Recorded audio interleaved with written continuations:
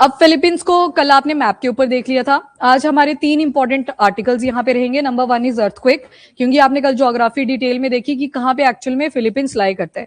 Second यहाँ पे topic रहेगा रिंग ऑफ फायर या पैसिफिक रिंग ऑफ फायर भी जिसे बोलते हैं। एंड थर्ड जो इसमें आर्टिकल रहेगा वो है सुनामी। मतलब अगर आप पहला अर्थक्वेक वाला पॉइंट समझ गए, उसके बाद सुनामी में आपने बस पानी के अंदर जाना है थोड़ी देर के लिए, from depth to shallow water की तरफ को आना है, फिर आपको वो सुनामी वाला कॉन्सेप्ट पता लग जाएगा। सबसे पहले तो फिलीपींस जब हिट हुआ, देखा होगा आपने बिल्डिंग्स कैसे कोलैप्स कर रही थी। मतलब इतनी बड़ी बिल्डिंग है और वो एकदम से ऐसे कोलैप्स कर जाती है बिकॉज ऑफ अर्थक्वेक। अर्थक्वेक भी स्ट्रांग था, 7.8 मैग्नीट्यूड्स का आता है। और इसी के साथ यूएस का जो जियोलॉजिकल सर्वे है, उन्होंने बोला कि ये लीड कर सकता है सुनामी भी। तो सुनामी के कुछ देखेंगे, कोस्टल फ्लड्स की प्रॉब्लम भी वहां पे मर्ज करती है। सुनामी बोली गई है वैसे तो 1.4 मीटर हाई, और या फिर हो सकता है 3 मीटर ये मैक्सिमम भी जाए। तो ऑब्वियसली बात है, फ्लड के बियॉन्ड जब ये कंडीशन आएगी, पानी की ऊंची ऊंची लहरें आएंगी तो डैमेज तो ये कॉज करेंगी। कभी पानी के अंदर ऐसे जंप लगाई है, स्विमिंग करता है कोई? उत्तराखंड नहीं गया कोई कभी? वहां पे आता है बीच में राफ्टिंग करते हुए एक पॉइंट। हाँ, तो उसमें जब जंप लगाते हो आप तो पानी की कितनी जोर से चोट लगती है, लगती है ना। मतलब ऐसे कान के ऊपर भी प्रेशर आता है और ऐसे लगता है कि पत्थर के ऊपर गिर गए। थोड़ा मतलब वैसी इंजरी नहीं होगी आपको, और फील होता है 1 सेकंड के लिए, मिली सेकंड्स का फर्क होता है। ऐसे लगेगा आपको कि बड़ी हार्ड सी चीज के ऊपर गिर गए। तो मतलब पानी से चोट लगती है जब इतनी इतनी फीट की हाइट की पानी हमारी एरियाज की तरफ आएगी और सिर के ऊपर गिरेगी, डैमेज ये कॉज करेगा, बिल्डिंग्स को साथ में ही ले जाएगा क्योंकि बहुत ज्यादा प्रेशर के साथ ही आएगा। तो ये 3 आर्टिकल्स यहां से निकल के आते हैं जो कि बहुत ज्यादा इंपॉर्टेंट है pre as well as for mains. तो सबसे पहले फिलीपींस को आपने कल मैप पे देखा, 3 मेजर आइलैंड थे यहाँ पे। नंबर 1 लुजोन वाला पार्ट था। लुजोन के ऊपर यहाँ साउथ चाइना सी है, यहाँ फिलीपींस सी है, बीच में कौन सी स्ट्रेट थी? Luzon straight. एंड नीचे जब आपने सेंटर वाला देखा था विशियस था, एंड नीचे थर्ड वाला आप देखोगे तो ये था मिंदानाओ। अब ये जो मिंदानाओ वाला पार्ट है, यहाँ पे थोड़ा सा नोटिस करना, आज अर्थक्वेक को समझने के लिए यहाँ पे हम कुछ पॉइंट्स को भी नोट डाउन करेंगे। ये मिंदानाओ वाला जो आइलैंड का पार्ट है, क्योंकि 3 मेजर आइलैंड है, बाकी थे तो बड़े सारे आइलैंड यहाँ पे छोटे छोटे। तो ये वाला जो मिंदानाओ वाला पार्ट है, इसमें देखो एक सिटी आएगी यहाँ पे दवाओ, नीचे देखोगे जनरल सेंटोस, और ऊपर देखोगे इसी साइड में एक दवाओ सिटी और आती है, इसी का पार्ट है। तो ये वाला जो एरिया ये सबसे ज्यादा हिट हुआ बिकॉज ऑफ दिस 7.8 मैग्नीट्यूड के अर्थक्वेक से। मतलब वो जो कोलैप्स वगैरह आप देख रहे हो, ये सारा एरिया यहीं पे था। एंड दूसरी तरफ ये सी है जिसका नाम है सेलेबस सी, जो कि बिल्कुल फिलीपींस के साउथ वाले पार्ट पे है। और ये जो सेलेबस सी से लेके ये सारा पार्ट यहाँ पे आपको दिखाई दे रहा है, यहाँ पे एक प्लेट है जिसको बोलते हैं सुंडा प्लेट। अब ये जो सुंडा प्लेट है और ये दूसरी तरफ ये जो फिलीपींस वाला पार्ट है, इसको बोल देते हैं फिलीपींस प्लेट। पहले सुन लेना, मैं आपको पूरे वर्ल्ड में भी दिखा रही हूँ प्लेट्स कैसे आपको दिखाई देती हैं। पर ये थालियां एक तरह से, एक थाली है वो बड़ी स्पीड से चल रही है, जबकि दूसरी थाली भी चल रही है पर आराम आराम से चल रही है। याद रखना ये जो सुंडा प्लेट है ये फिलीपींस प्लेट के नीचे जाती रहती है, नीचे जाती रहती है। अब 2 थालियां जब आपस में टकराएंगी तो एक टाइम पे टूटेंगी भी। शायद आपने ज्यादा फोर्स नहीं लगाई थी तो प्लेट वैसे दिख रही है आपको। जब ज्यादा फोर्स लगाओगे तो टूटेगी ना एक आधी प्लेट। जिस हाथ से ज्यादा फोर्स लगेगा, या 2 लोगों ने 2 प्लेट्स उठाई हैं, जब दोनों जोर से फोर्स लगाएंगे, एक ने 20 न्यूटन का लगा दिया, एक ने 10 न्यूटन का लगा दिया, 20 वाला तोड़ देगा दूसरी की प्लेट को। मतलब एक प्लेट में जब टूटेंगी चीजें तो जोर से आवाज भी आएगी। तो वैसे ये अर्थक्वेक भी आते हैं। तो उसके लिए पहले तो आपको कुछ डायग्राम्स को नोटिस करना है। ये हमारा पूरा का पूरा प्लेनेट अर्थ आ गया। अर्थ में बड़ी सारी प्लेट्स बन रखी हैं। अब देखो बहुत बिलियन ऑफ ईयर्स एगो आप चले जाओ ना, तो ये जो अर्थ थी ये ऐसी नहीं थी जैसे आज के टाइम पे आपको दिखती है कि हमारा मैप यहाँ पे इंडिया आएगा, इस तरह से हम उसको ड्रॉ करेंगे। ऐसा कुछ भी नहीं था। यहाँ पे आप वेस्ट एशिया को देखो, कुछ भी नहीं था ऐसा। एक बड़ी सी प्लेट थी इसमें जिसको बोल देते थे पेंजिया। अब ये जब होता क्या है कि कोई सॉलिड चीज है, जैसे बिस्किट होता है ना, बिस्किट आप चाय में डिप करके खाते हो, अगर किसी ने क्या किया कि गिर गया गलती से, अब जब वो गिर गया थोड़ी देर के लिए आपको बढ़िया दिखाई देगा कि अभी जिंदा है, जिंदा इन द सेंस कि सॉलिड ही है कप के अंदर। थोड़ी देर के बाद वो पिघलना शुरू कर देता है। सेम जब हमारी अर्थ में 70% वाटर ही है और एक 30% वाला जो पार्ट है वो हमें लिथोस्फेरिक दिखेगा। लिथोस्फेयर का मतलब है हार्ड वाला पार्ट, लिथ का मतलब होता है स्टोन। वो जो हार्ड सरफेस वाला पार्ट है वो सिर्फ 30% है। अब कॉन्टिन्यूअसली कोई सॉलिड चीज है वो लिक्विड के ऊपर तैरती जा रही है, तो एक टाइम पे तो वीक पड़ेगी, कहीं ना कहीं से उसमें क्रैक आने शुरू करेंगे। तो सेम हुआ, ये पेंजिया भी टूटने लगा। फिर उसमें लॉरेशिया बना, गोंडवाना बना। जैसे ऊपर वाला पार्ट था, ये 2 प्लेट्स में जब टूटा, ऊपर लॉरेशिया आ गया, ये गोंडवाना आ गया। यहाँ पे बोला कि एक नया सी बन गया जिसको बोलते हैं टेथिस सी। अभी नहीं भी रहेगा यार, चल जाएगा, बट पढ़ोगे आप इसको ज्योग्राफी में। तो ये टेथिस सी आ गया। फिर उसके बाद क्या हुआ, हम यहाँ पे होते थे पहले, गोंदवाना की साइड में इंडियन प्लेट हुआ करती थी। अब ये प्लेट में भी यहाँ पे क्रैक पड़ा, ये साइड हुई तो पानी के ऊपर फ्लोट करने लगी, ऊपर जाके टकरा गई और हम ऊपर आ गए।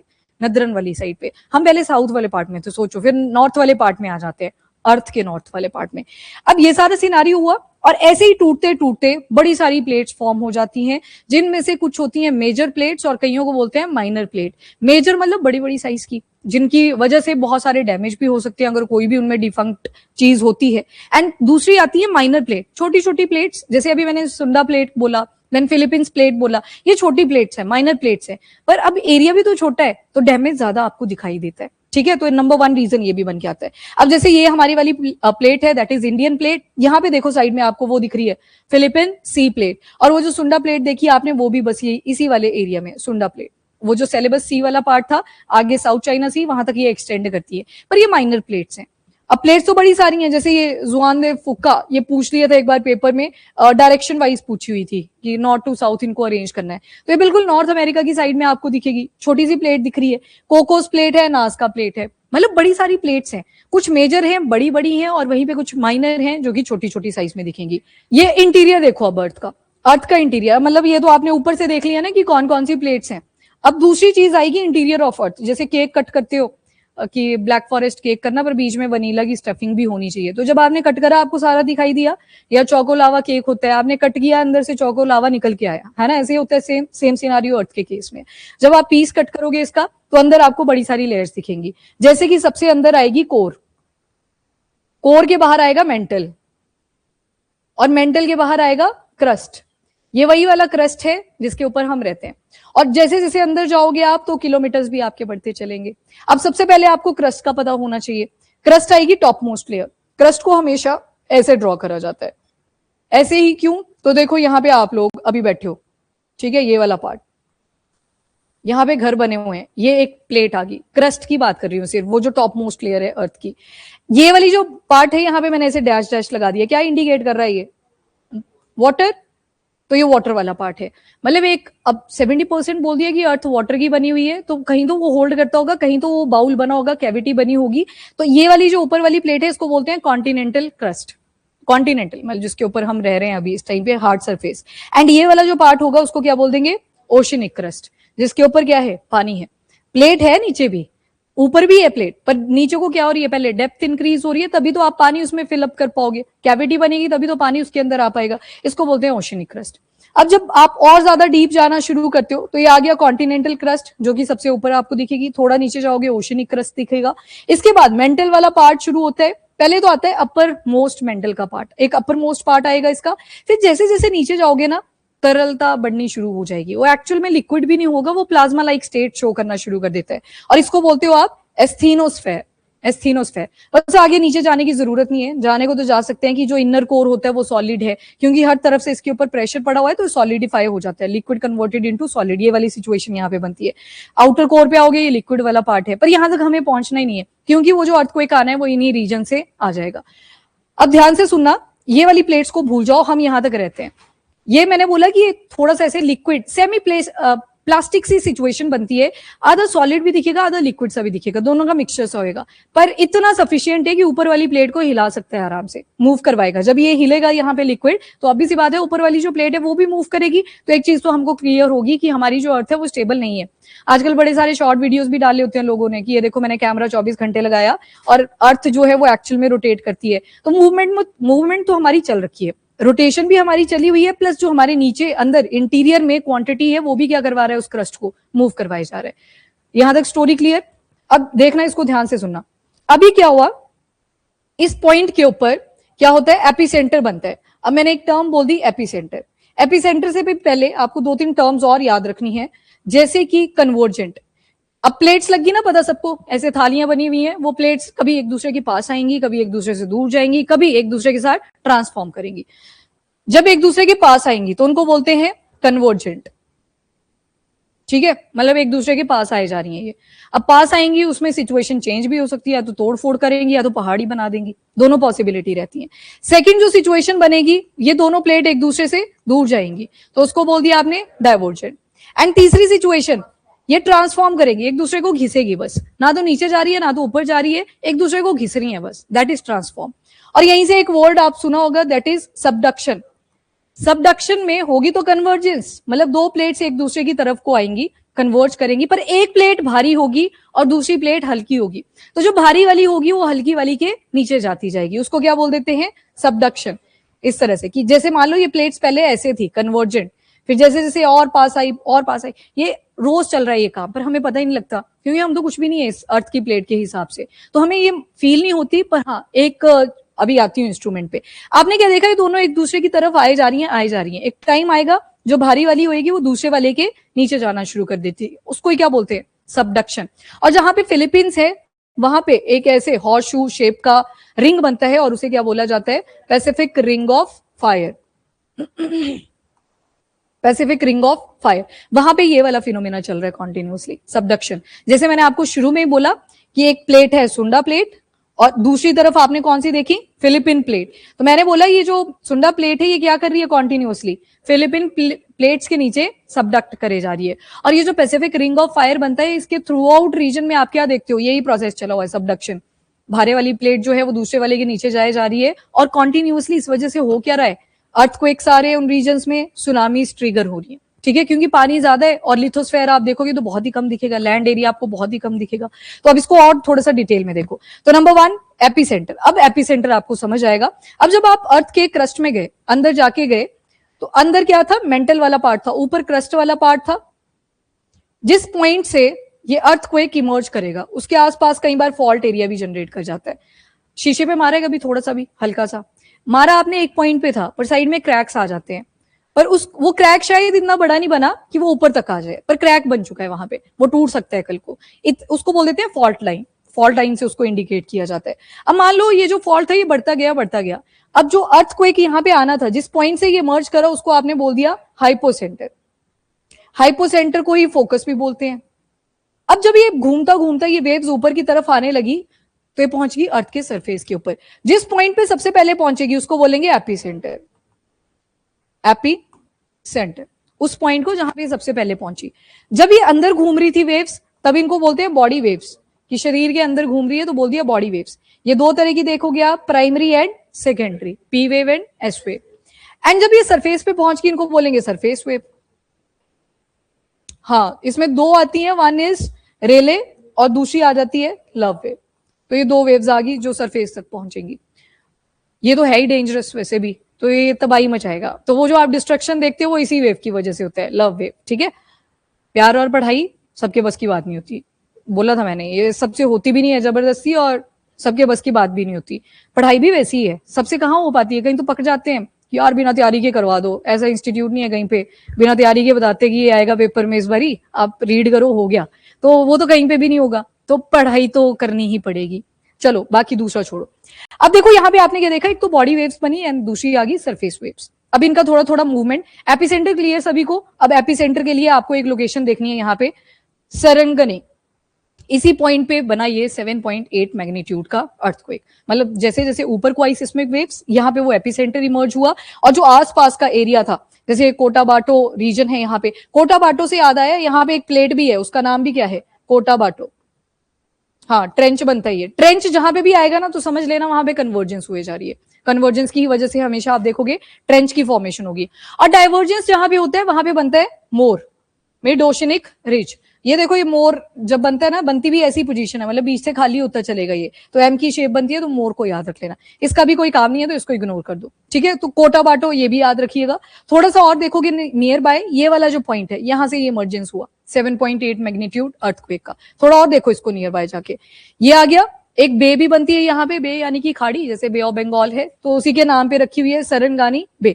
अब थोड़ा सा प्लेट्स को ध्यान से देखना, यहाँ पे ये फिलीपींस वाला पार्ट है। ये देखो लुजॉन वगैरह जाए है आप लोग, काफी बार जाए। पैक्सिलिका इनिशिएटिव ने जब एआई हब बनाने की यहाँ पे बात करी तो उस दिन भी आप गए थे। अब नीचे की तरफ को आना थोड़ा थोड़ा, एक तो आगे ये फिलीपीन ट्रेंच। ट्रेंच इंडिकेट कर रहा है आपको गहरा होगा और कन्वर्जेंस की वजह से बना हुआ है। दूसरा थोड़ा सा और आगे आओगे तो यहाँ पे मिलेगा आपको कोटाबाटो ट्रेंच, ये वाला।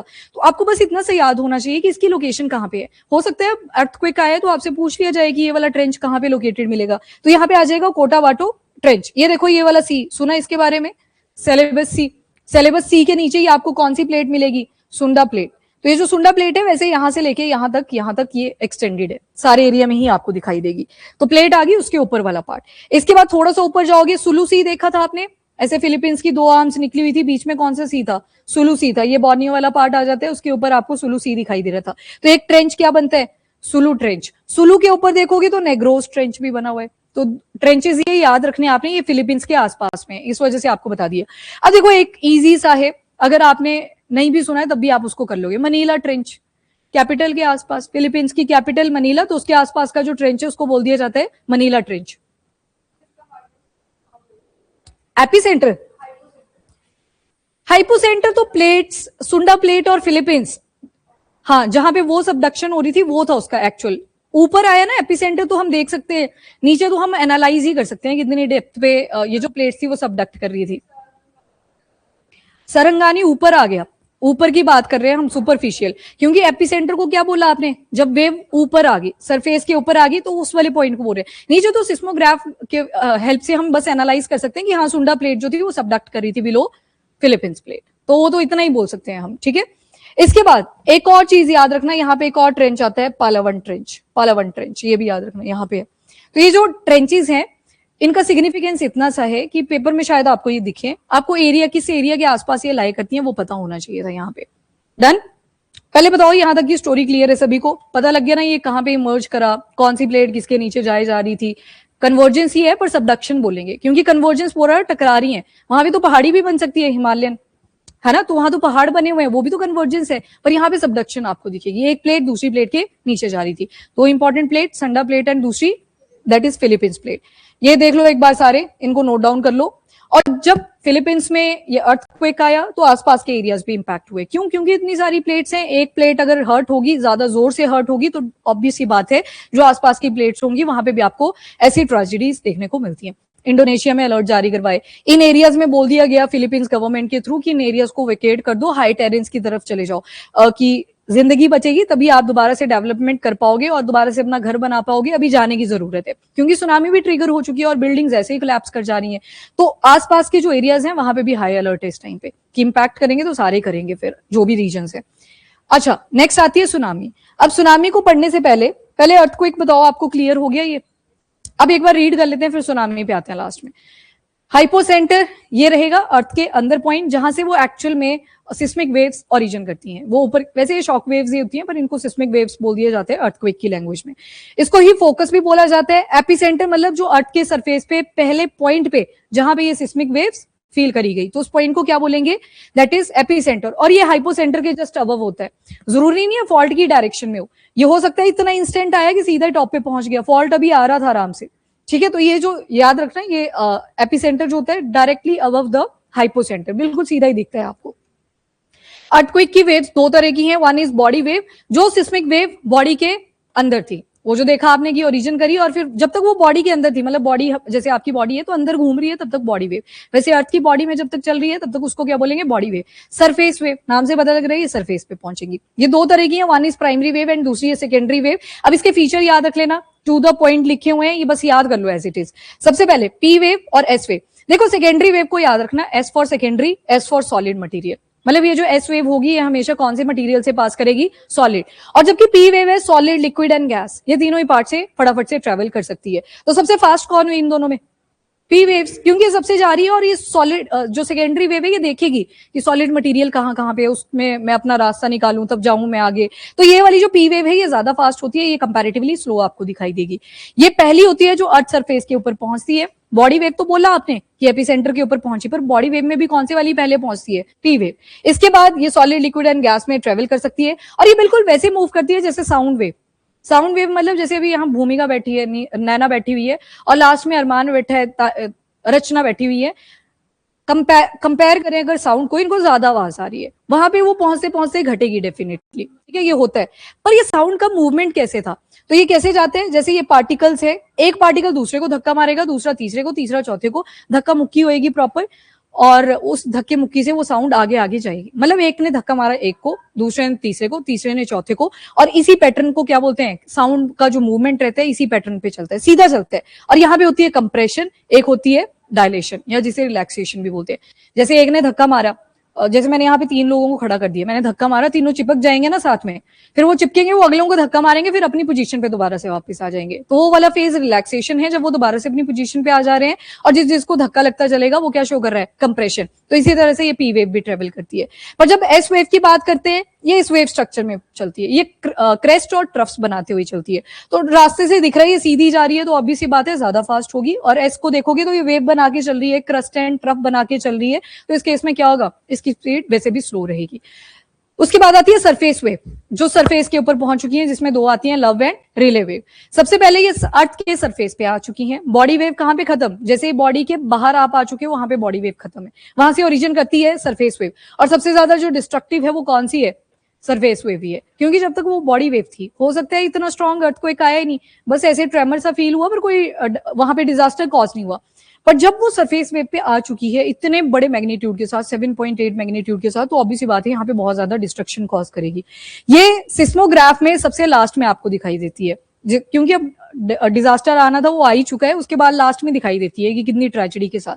अगर आपने वीडियोस देखी हो तो रोड ऐसे दिखाए गए थे, धंस गए हैं कई जगह से, बढ़िया इंफ्रास्ट्रक्चर बना हुआ था, कई जगह से धंस गए हैं, कई जगह से उठ गए हैं। तो वो भी क्या इंडिकेट कर रहा है, सरफेस वेव्स को डिस्प्लेसमेंट कॉज कर देता है रॉक्स की, तभी ऊपर नीचे वाला वो सिनारियो आपको दिखता है। लव वेव्स हॉरिजॉन्टल मोशन रहता है, हॉरिजॉन्टल चलेगा, जैसे पानी नहीं चलता इस तरह से, पर चलेगा हॉरिजॉन्टली। ये वर्टिकल आ जाता है, ये हॉरिजॉन्टल आ जाता है। जो लव वेव है ये चलती है सीधी हॉरिजॉन्टल, ठीक है, ये हॉरिजॉन्टल इनका पोस्चर रहता है। साइड वाइज ऐसे घूम सकती हैं, कई बार हो जाता है ना ऐसे कि जैसे मान लो कोई ऐसे रिलेशन में आ गया, पहले बोला कि लॉयल लॉयल, फिर बाद में एक ऐसे ऐसे घूमे जा रहा है कि नहीं मजा नहीं आ रहा जिंदगी में, वैसे ही इधर लव वेव्स का भी हाल है, हॉरिजॉन्टल चलेगी, साइड में थोड़ा सा घूम लेती है, पर चलेंगी सीधी हॉरिजॉन्टली चलेंगी। पर जो दूसरी आएंगी रिले वेव, उसमें आप देखोगे वो रोलिंग पोस्चर में चलेंगी, घूमती हुई लाइक दिस, मतलब वो हॉरिजॉन्टल एंड वर्टिकल दोनों ही पोस्चर को अटेन करने की ट्राई कर रही है। तो लव वेव का एक फीचर आ गया, हॉरिजॉन्टल मोशन ओनली, एंड यहाँ पे कोई वर्टिकल डिस्प्लेसमेंट नहीं होती है, आपको ये हॉरिजॉन्टली दिखाई देगा। इसके बाद ग्राउंड जो होगा side to side perpendicular to the wave direction, side to side ये मूव कर सकती है, जैसे ऊपर भी बनाया हुआ है। इसके बाद ये रेले वेव के कंपैरिजन में ज्यादा फास्टर होती है जो लव वेव है। तो मतलब अगर ओवरऑल डिस्ट्रक्टिव देखें तो कौन से वाली आएगी, वो लव वेव आएगी, क्योंकि रिले को तो घूमना भी है, इलिप्टिकल सा पाथवे भी बनाना है, तो उसमें ये टाइम कंज्यूमिंग प्रोसेस ले लेता है। तो ओवरऑल किसने सबसे ज्यादा डिवास्टेशन कॉज करी, लव वेव। वो सरफेस वेव का पार्ट था, पर इसने सबसे ज्यादा डिवास्टेशन कॉज करी। और इसमें वर्टिकल एंड हॉरिजॉन्टल दोनों ही टाइप की मूवमेंट होगी। ये सोचेगा कि मैं डिस्ट्रक्शन ज्यादा क्रिएट करने की ट्राई करता हूं, पर वो काउंटर बैलेंस भी तो होएगा। तो इस वजह से सबसे ज्यादा जो डिजास्टर कॉज हुआ किसकी वजह से हुआ, लव वेव की वजह से, जो कि एक सरफेस वेव का ही पार्ट है। अब आते हैं अर्थक्वेक के कॉजेस क्या क्या हो सकते हैं। One is natural cause, energy release होगी फॉल्ट्स की वजह से, जस्ट वो जो देखा था आपने क्रैक बन गया था वहां पे। और टेक्टोनिक मूवमेंट्स, देखो अब टेक्टोनिक प्लेट्स हैं, वो जो प्लेट दिखाई ना मैंने शुरू में, नाज़का प्लेट देखी, इंडियन प्लेट देखी आपने, ये कॉन्टिन्यूअसली घूमे जा रही है, पर सारे अर्थक्वेक कॉज नहीं कर रही। 1.5 मैग्नीट्यूड का तो नॉर्मल होता है, वो चला ही रहता है उस केस में, पर जब 3, 3.5 ये आपको फेस होने लगते हैं, तो उसके बाद क्या पता लग जाता है अपने को कि अर्थक्वेक अब स्ट्रॉन्ग कर रहे हैं। मुझे याद है एक बार मैं अपनी सिस्टर को करवा रही थी सेंट्रल एशिया का मैप, तो मैंने उसको बताया ऐसे कि अफगानिस्तान वाला पार्ट ऐसे नहीं आता है, तो हमने ऐसे बोर्ड लगाया हुआ था, मैं उसको बोर्ड पे ही ड्रॉ कर रही। उस दिन आया अफगानिस्तान में एपिसेंटर, मतलब वहां पे वो अर्थक्वेक, और बस अभी बोल के निकली थी मैं ऐसे, अफगानिस्तान की सेंट्रल एशियन प्लेट कितनी ज्यादा फ्रेजाइल है, और ना वो ऐसे बोर्ड हिला एकदम से, तो पता लग गया कि अर्थक्वेक आ गया। तब को शोर पड़ गया कि अर्थक्वेक आया, अर्थक्वेक आया। साक्षी बोल दी दीदी बोर्ड हिला, मैं कहा क्या हुआ बेटा, अर्थक्वेक आ गया, मैंने मजाक में बोला, वो सच में आ गया था। तो हम बाहर भागे, तो उस टाइम वो मैग्नीट्यूड कितना था, 4.5 था मैक्सिमम, मतलब 3.5 से ओरिजिन करने लगा। कई बार डिवास्टेशन जो इसकी इंटेंसिटी होती है वो इंक्रीज करती है, तो 4.5 का मैक्सिमम गया, पर उसे कोई बिल्डिंग तो क्लैप्स नहीं करी। पर यहाँ पे 7.8 का था, मतलब ज्यादा इंटेंसिटी का ज्यादा डिवास्टेशन यहाँ पे कॉज हुई। तो इसी वजह से बोला ये जो टेक्टोनिक मूवमेंट है ये तो चलती रहती है, ट्रेमर भी आ सकते हैं, हो सकता है पता भी ना लगे, बस सिस्मोग्राफ के ऊपर वो ग्राफ सा बना, देखा होगा आपने, ऐसे नीडल सी लगी होती है, वो ड्रॉ करती रहती है कुछ, वो यही तो इंडिकेट कर रहा है कि कॉन्टिन्यूअसली हमारी प्लेट्स मूव कर रही है और ट्रेमर आए जा रहे हैं इंटीरियर ऑफ अर्थ में। तो हर एक अर्थक्वेक डिवास्टेशन कॉज नहीं करता, डिपेंड करता है इंटेंसिटी कितनी है, ठीक है, तो वो मैटर करता है यहाँ पे। एंड इसके बाद वॉल्केनिक इरप्शन और मैग्मा मूवमेंट इसकी वजह से भी हो सकता है, क्योंकि आपने देखा वॉल्केनो जब आते हैं तो नीचे से लिक्विड बाहर की तरफ को आया, तो थोड़े से ट्रेमर वो भी कॉज कर सकता है, पर ये हर बार जरूरी नहीं है। वॉल्केनो आ गया जरूरी नहीं है कि वहां पे अर्थक्वेक भी आए, पर अगर वॉल्केनो हाई लेवल का आया तो ऑब्वियस सी बात है वहां पे पॉसिबिलिटी रहेगी कि अर्थक्वेक भी आए। इसके बाद ह्यूमन इंड्यूस्ड, या फिर जिसके लिए आप अगर वर्ड यूज करें एंथ्रोपोजेनिक, सबसे बढ़िया रहेगा अगर एंथ्रोपोजेनिक वर्ड यूज करोगे, तो ये माइनिंग एक्टिविटीज, एक्सप्लोजन, अभी जोजिला टनल वाला आपने देखा था, ब्लास्टिंग करवानी पड़ती है, पर ब्लास्टिंग जब करवाई जाती है तो चांसेस रहते हैं कि अगर हमारा ऐसी सिस्मिक जोन में लाई कर रहा है कोई एरिया जहां पे प्लेट्स बहुत सेंसिटिव हैं, वहां पे अर्थक्वेक आ सकता है। केमिकल या न्यूक्लियर टेस्टिंग, न्यूक्लियर टेस्ट कई एरियाज में पूरी तरह से बैन है कि इन एरियाज में आपने करना ही नहीं है। ट्रीटीज हुई है, लेट लो लोग को करके, कभी पढ़ेंगे उनको, तो उन एरियाज में मना करे। क्यों करे? क्योंकि वहां पे प्लेट इतनी सेंसिटिव है, एक पटाखा करा पता लगा सारे खत्म, एक ट्रेंच के अंदर ही चलेगा, पूरा का पूरा जो लिथोस्फेयर था सारा जा सकता है, तो बैन करके रखा हुआ है। एक ये पॉसिबिलिटी है। एक रिजर्वायर इंड्यूस सिस्मिसिटी, डैम बनाया आपने, डैम में इतना सारा पानी स्टोर करता है, तो ऑब्वियस सी बात है वो भी कहीं ना कहीं प्लेट्स के ऊपर बर्डन डालेगा, क्योंकि फ्लो नेचुरली क्या बोलता है कि सीधा जाना चाहिए था, पर आपने क्या किया, पानी को इकट्ठा किया, तो ये भी किसमें काउंट होता है, ह्यूमन इंड्यूस में। अब आते हैं मेजरिंग कैसे करी जाती है। जम्मू कश्मीर के पेपर में पूछ लिया था, तो कई बार हम स्किप कर देते हैं कि पता नहीं कौन ही पूछेगा इतना इजी क्वेश्चन, पर ये फिर भी आ जाते हैं। Number 1 is seismometer. ये वो इंस्ट्रूमेंट है जो उन सिस्मिक वेव को नोट डाउन करता रहेगा, जो मैंने बताया ऐसे चलता रहता है कॉन्टिन्यूअसली, कभी कभी ऐसे चलता रहेगा। ये क्या इंडिकेट कर रहा है कि थोड़े थोड़े ट्रेमर तो आए जा रहे हैं, छोटे छोटे मैग्नीट्यूड के, तो ये क्या होता है, सिस्मोमीटर। एक आता है रिक्टर स्केल। रिक्टर स्केल क्या करता है, मैग्नीट्यूड को बताता है फ्रॉम 0 to 10। एक आती है मर्केली स्केल, ये इंटेंसिटी को बताती है 1 to 12। सिर्फ मर्केली वाला याद कर लो, वो जो डिवास्टेशन हुई, वो जो फिजिकल डिवास्टेशन आपको दिखी, वो डिसाइड कर रहा है कि कितनी इंटेंसिटी का अर्थक्वेक आ रखा था। तो मर्केली स्केल बताता है कितनी फिजिकल डिवास्टेशन हुई। वो बिल्डिंग कोलैप्स करगी, वो किसने बताया, वो मर्केली स्केल ने बताया। तो एक आ गया, 1 से 12 तक रहता है। और जो रिक्टर स्केल होता है ये मैग्नीट्यूड को बताता है, ये एनर्जी कितनी रिलीज हुई, जो कि साइंटिफिक पर्पस के लिए फिर फर्दर यूज करा जाता है। मर्केली को याद रख लो, ये इंटेंसिटी को बताता है, डिवास्टेशन कितनी हुई, फिजिकल डिवास्टेशन कितनी हुई, बिल्डिंग कितनी गिरी, किस मैग्नीट्यूड की वजह से गिरी, वो कहां पे आता है, 1 से 12। ये सिर्फ मैग्नीट्यूड बताता है कि एनर्जी कितनी रिलीज हुई। तो ये भी डिफरेंस है दोनों स्केल्स के बीच में, ये भी ध्यान में रखना। नेक्स्ट आता है ग्लोबल डिस्ट्रीब्यूशन ऑफ अर्थक्वेक। तो 3 ऐसे एरियाज हैं जहां पे सबसे ज्यादा अर्थक्वेक आपको दिखेंगे, तो ये बेल्ट नोटिस करो। एक तो आगे circum Pacific belt, that is ring of fire. इसी एरिया में आपने अभी क्या देखा कि फिलीपींस में अर्थक्वेक हिट करता है। इसके बाद दूसरी तरफ आओगे तो मिड अटलांटिक रीज। अब अगर ध्यान दो आप, ये लैंड एरिया है सारा, ये वाला पैसिफिक क्या इंडिकेट कर रहा है कि बीच में पैसिफिक ओशन आ गया। यहां पे देखोगे ना, अगर मिड अटलांटिक रीज, इसके दोनों साइड में लैंड एरिया है, पर यहां पे अगर देखोगे लैंड एरिया था, बीच में सिर्फ क्या, पानी। और यहां पे क्या था, लैंड एरिया और बीच में क्या है, पानी। तो ये वाला मिड एटलांटिक रीज, बोल रहे हैं ना कि अफ्रीका बीच से टूट रहा है, सुनते रहते हो आप बार बार। सेम मेडागास्कर यहाँ पे सेपरेट हो चुका है, बस यहाँ पे अटलांटिक ओशन वाला जब आप पार्ट देखेंगे, ये बीच में ऐसे रीज बनता है। तो ये बोला ये डाइवर्जेंस की वजह से, डाइवर्जेंस मतलब जो प्लेट्स हैं एक दूसरे से दूर जा रही हैं। जैसे अभी सबसे बड़ा ओशन कौन सा है, पैसिफिक, पर बोला जाता है आने वाले मिलियन ऑफ ईयर्स के बाद अटलांटिक ओशन बड़ा हो जाएगा। क्यों बोला जा रहा है, क्योंकि इस एरिया में कन्वर्जेंस ज्यादा है, चीजें एक दूसरे की तरफ को आ रही हैं, जबकि यहाँ पे डाइवर्जेंस ज्यादा है, दूसरी एक जो प्लेट्स हैं एक दूसरे से दूर जाए जा रही हैं। तो एक तो ये वाला रीजन आएगा, और एक हिमालय वाला पार्ट आ गया, ये एल्पाइन हिमालयन बेल्ट। तो इन एरियाज में भी अर्थक्वेक की सबसे ज्यादा पॉसिबिलिटी रहती है। अब सबसे ज्यादा भी कहां पे होती है, तो ऑब्वियस सी बात है, पहला पैसिफिक रिंग ऑफ फायर, 81% जो वर्ल्ड के अर्थक्वेक हैं वो यहीं पे आते हैं। नंबर 2 आती है एल्पाइड अर्थक्वेक बेल्ट, जो हिमालय वाली आपने देखी। 17% जो मेजर अर्थक्वेक आते हैं वो इसी पार्ट में आते हैं। And third mid Atlantic ridge, जहां पे आप क्या देख रहे हो, डाइवर्जेंस हो रही है कॉन्टिन्यूअसली। ये देखो डाइवर्जेंट प्लेट बाउंड्रीज है यहाँ पे, और ये मोस्टली वाटर के अंदर ही सबमर्ज्ड है, तो उतनी ज्यादा डिवास्टेशन आप इस केस में नहीं देखते। तो तीसरे नंबर पे इसको लिखा हुआ है। तो ये डिवाइड कर दिया कि किन एरियाज में सबसे ज्यादा अर्थक्वेक आ रहा है, ये वाली प्लेट्स। इसके बाद ये रिवीजन के लिए डाली है, जो कि आपने खुद ही पढ़ना है, शॉर्ट फॉर्म में लिखा हुआ है, जो पीछे आप पढ़ के आए अभी। Pacific ring of fire, I think अब आपको लोकेशन क्लियर है। ये सारी यहाँ पे कॉन्टिन्यूअसली चल रही है सबडक्शन, सबडक्शन वाला फेज यहाँ पे चला हुआ है कॉन्टिन्यूटी में। मतलब एक प्लेट आ रही है हैवी वाली, वो जो छोटे हल्के वाली प्लेट होगी उसके नीचे चली जाएगी, दैट इज सबडक्शन। बड़ी सारी प्लेट्स हैं यहाँ पे, जो कि आप ज्योग्राफी में आराम से लर्न करना। अभी मैं सारी नहीं करवा रही, क्योंकि करंट के हिसाब से वो फिलीपींस के आसपास कौन कौन सी प्लेट्स हैं एंड कौन कौन से ट्रेंचेस हैं वो आपको पता होने चाहिए थे, वो मैंने आपको बता दिए। ये बनती है आपकी यहाँ पे पैसिफिक रिंग ऑफ फायर। कभी कर लेंगे इसको, अगर और कुछ स्पेसिफिक अपडेट्स आते हैं तो और कर लेंगे इसको, पैसिफिक रिंग ऑफ फायर। ये देखो फिलिपिन ट्रेंच है, यहीं पे मरियाना ट्रेंच भी मिलेगा, और उसमें भी डीपर जो पॉइंट है दैट इज चैलेंजेस डीप। तो ट्रेंच जहां पे भी होता है डेप्थ आपको बढ़ती हुई वहां पे दिखाई देगी। इसके बाद ज्योग्राफिकल एक्सटेंट अगर पैसिफिक रिंग ऑफ फायर का देखोगे तो 40,000 किलोमीटर, मतलब यहाँ इस पॉइंट से लेके घूमते घूमते घूमते यहाँ तक देखोगे तो लगभग 40,000 किलोमीटर का ये बन जाता है। जापान ट्रेंच नाम से पता लग रहा है यहाँ पे लाई कर रही होगी। क्यूरियल ट्रेंच आ जाती है ऊपर, यहाँ पे आपको थोड़ा सा मैपिंग का अंडरस्टैंडिंग होना चाहिए, उसके बाद ये लर्न भी हो जाती है। ये वाले आप देख के आए नॉर्थ अमेरिका में, वो जुआन दे फुका, कोकोस, नास्का, तो सारा एरिया यहाँ पे कवर हो जाता है, पैसिफिक जो ओशन है उसके आसपास का एरिया। इसके बाद टेक्टोनिक प्लेट्स, इसमें कौन कौन इन्वॉल्व हैं? तो पैसिफिक प्लेट है, नॉर्थ अमेरिकन प्लेट, एग्जांपल दे दिया मैंने, जुआन दे फुक्का देखा आपने, देन कोकोस देखा, देन नास्का देखा, तो उन्हीं की बात कर रही है सारा। एंड नास्का है, कोकोस है, जुआन दे फुक्का है, इंडो ऑस्ट्रेलियन प्लेट भी आ जाती है। मैप को अगर ध्यान से देखो, ये देखो ऑस्ट्रेलिया वाला पार्ट, तो इसको भी ये कवर करे जा रहा है, तो ये वाला पार्ट भी यहाँ पे आता है। फिलिपिन प्लेट डेफिनेटली अभी आप देख के आए। और उसके बाद रूट क्या रहते हैं? तो western coast of south and north America, उसके बाद एल्यूशियन आइलैंड, अलास्का वाला पार्ट, एशिया पहुंचता है, न्यूजीलैंड, अंटार्कटिका, मतलब वो जो ऐसे हॉर्स शू शेप बना उसके बारे में ये बताया।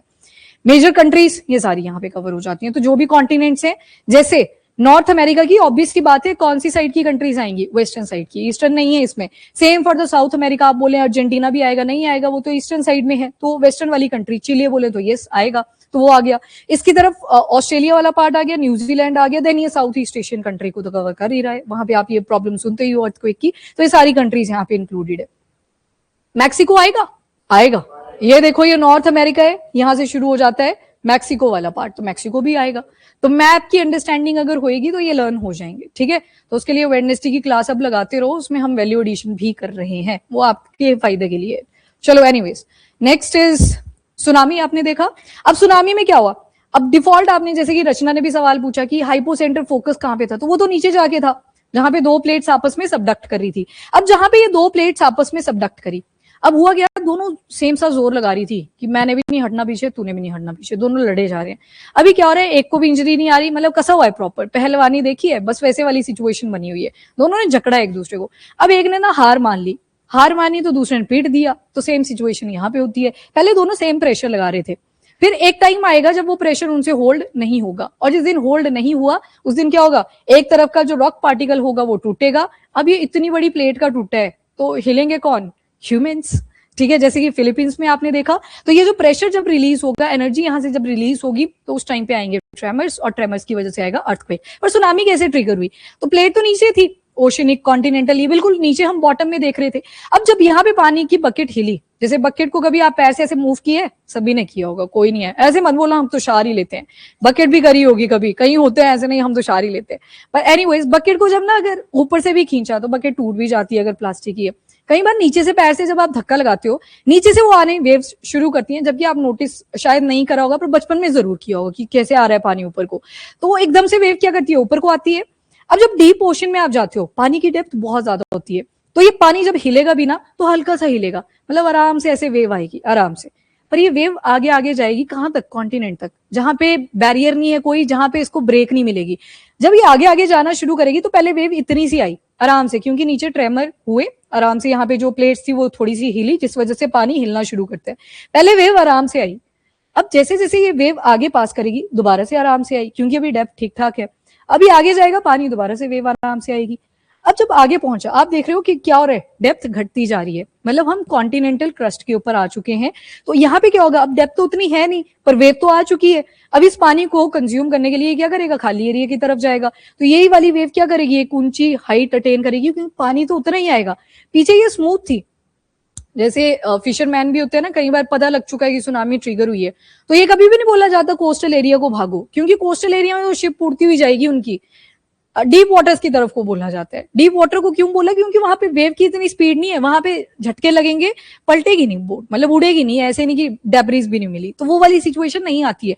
पीछे को बोला जाता है, तो वो इसी रीजन की वजह से, क्योंकि वहां पे वेव तो आ रही है, पर ज्यादा पानी है और डेप्थ ज्यादा है, तो उस वेव की फीलिंग उतनी ज्यादा नहीं आ रही। जैसे कॉन्टिनेंट की तरफ आप आए, डेप्थ घटती जा रही है, पर पानी तो उतना ही है, पानी तो उतने धक्के के साथ आ रहा है, तो ये क्या करेगा, अपने साथ अब ज्यादा पानी लेके आएगा, ज्यादा पानी लेके आएगा, और इस तरह से ये सुनामी आती है। बीच वाली देखिए वो सिचुएशन, जापान में भी जो सिनारियो हुआ था, बाद में मूवीज वगैरह भी बन जाती हैं।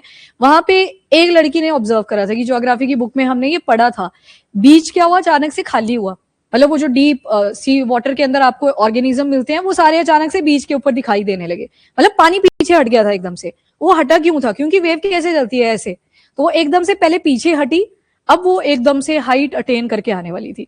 लोग चल दिए फटाफट से कोस्टल एरियाज की तरफ, देख के आए क्या दिख रहा है। देखिए आपने ये वाली वीडियो, बड़ी वायरल भी हो रखी है, उसके बाद तो ये देखी होगी आपने शायद, यस करा जिन्होंने देखी है, ठीक है, जिन्होंने नहीं देखी एक बार देख लेना। अब सारे लोग उधर को भागने लगे ना, लड़की ने ऐसे बोल दिया कि नहीं, ज्योग्राफी में बताया था कि क्या होता है, पहले पानी पीछे जब खींचता है वो हाइट के साथ आता है, मतलब सुनामी आ रही है।